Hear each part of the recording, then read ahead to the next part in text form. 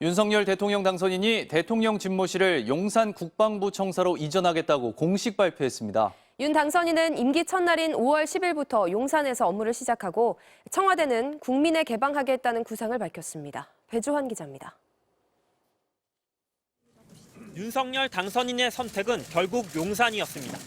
용산 국방부 청사와 광화문 외교부 청사를 최종 후보지로 두고 고심했던 윤 당선인은 안보와 비용, 시민 편의 측면 모두에서 용산이 더 나은 선택지였다고 밝혔습니다.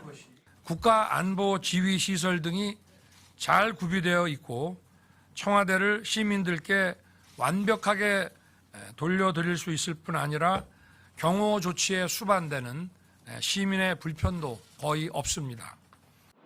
광화문으로 옮기면 교통과 통신 제한에 따른 시민 불편이 큰 데다 벙커나 헬기장 같은 청와대 시설도 계속 써야 해 완전한 개방이 어렵다는 겁니다. 반면 용산의 경우는 국방부를 옆 건물인 합동참모본부로 옮기면 되고 합참은 전쟁지휘본부가 있는 남태령으로 옮기는 게 작전상으로도 바람직하다고 설명했습니다. 조감도까지 동원한 윤 당선인은 용산 국방부 청사 역시 시민들의 접근이 차단됐다는 지적을 의식한 듯 국민 소통 공간도 조성하겠다고 밝혔습니다. 반환 시기는 한 6월 전쯤 되는 것 같습니다. 그러면은 즉시 이걸 시민공원으로, 이거 전부 국립입니다. 시민공원으로 전부 개방을 하고 또 용산 대통령실 1층에 프레스센터를 설치해 언론과 소통하겠다고도 말했습니다. 윤 당선인은 집무실 이전을 너무 서두르는 것 아니냐는 우려를 알고 있다면서도 결단이 불가피하다고 강조했습니다. 일단 청와대 경내로 들어가면 제왕적 권력의 상징인 청와대를 벗어나는 것이 더욱 어려워질 것이라고 생각합니다. 윤 당선인은 5월 10일 대통령 취임식을 마치면 곧바로 용산의 새 집무실로 출근하고 기존 청와대는 본관과 영빈관 등 모든 시설을 시민들에게 개방하겠다고 밝혔습니다. MBC 뉴스 배주환입니다. 윤석열 당선인이 광화문 집무실 공약을 당선 열흘 만에 백지화하면서 반쪽 이행 지적은 피하기 어렵게 됐습니다. 용산 이전에 투입될 예산과 시민들이 겪게 될 피해를 두고도 논란이 계속되고 있습니다. 이기주 기자입니다. 지난 1월 광화문 집무실 공약 발표 당시 경호나 보안 문제를 다 검토했다던 윤석열 당선인. 하지만 당선된 뒤 들여다보니 시민 불편 문제가 꼼꼼하게 검토되지 않았다며 준비가 부족했음을 사실상 인정했습니다. 거주하시거나 그 빌딩에서 근무하는 분들의 그 불편이 좀 세밀하게 검토가 좀 안 된 것 같습니다. 광화문 이전이라는 것은 시민들에게는 거의 재앙 수준이라는 생각이 들었습니다. 광화문 이전이 어려운 것으로 확인된 만큼 새 집무실에서 임기를 시작한다는 대원칙을 지키려면 용산 이전이 불가피했다는 설명입니다. 하지만 논란은 이어지고 있는데 우선 경제성입니다. 윤 당선인은 대통령 비서실과 경호처 이사 비용, 국방부가 합참으로 이전하는 비용, 한남동 공관 리모델링 비용 등 496억 원이면 된다고 밝혔습니다. 민주당이 주장한 1조 원은 물론 국방부가 인수위에 보고한 예상 비용 5천억 원도 근거가 없다고 일축한 겁니다.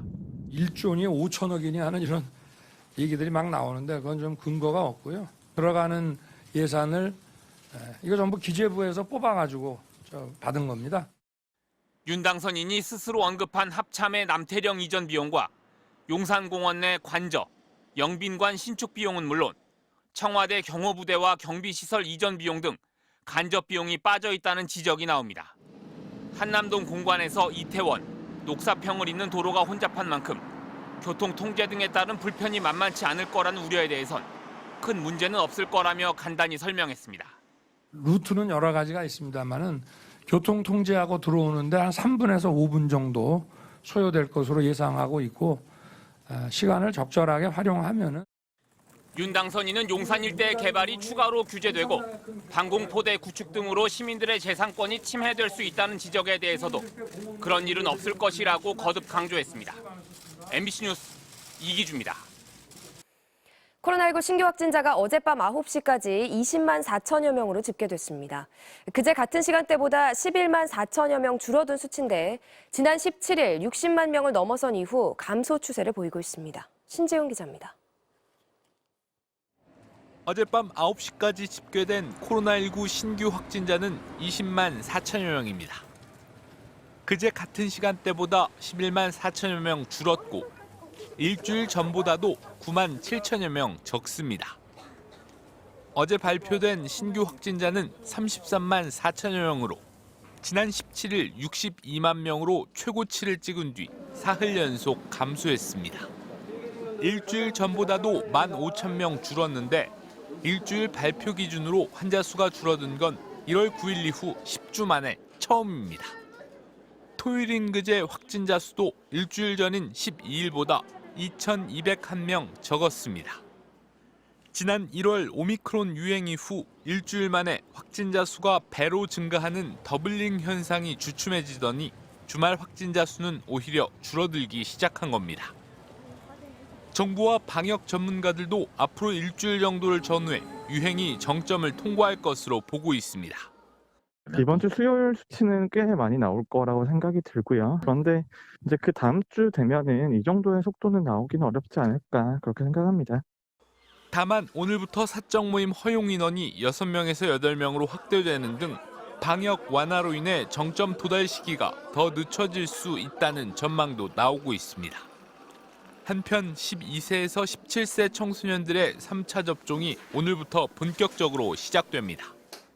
정부는 당뇨나 비만, 만성 폐질환 등을 앓고 있는 고위험 청소년들은 3차 접종을 꼭 받아줄 것을 권고했습니다.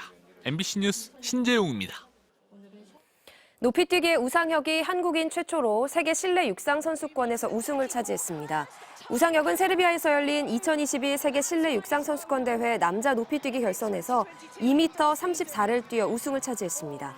한국 선수가 세계 실내 육상 선수권 정상에 오른 것은 처음으로 종전 최고 순위는 1995년 바르셀로나 대회 남자 400m에서 손주일이 달성한 5위였습니다. 지난 2월 체코 대회에서 2m 36을 뛰어 한국 신기록과 함께 시즌 세계 랭킹 1위에 오른 우상혁은 상승세를 이어가며 오는 7월 미국 세계 육상 선수권에서의 전망도 밝혔습니다.